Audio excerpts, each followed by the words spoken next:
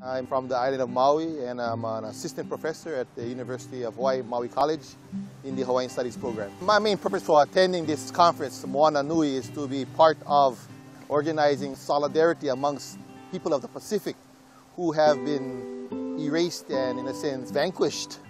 in providing any kind of self-determination on the economic future of the Pacific. There's really no islands that are represented in the Pacific, as if the people of the Pacific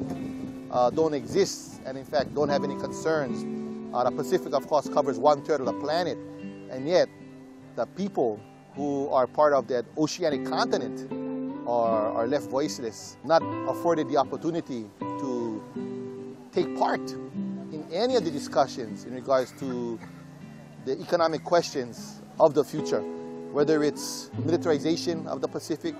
whether it's questions on natural resource management, whether it's question of the environment, especially looking at global warming and the effects of the raising of the sea, whether we're talking about the ocean life and overfishing and long line fishing, whether we're talking trade barriers or we're talking about the rights of workers for a healthy living or a just wage. And so as you can see, APEC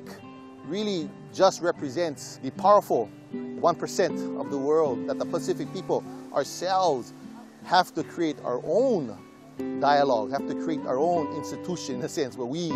will speak for ourselves and come up with our own vision.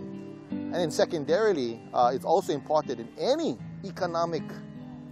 plans or treaties or discussions on the world scale,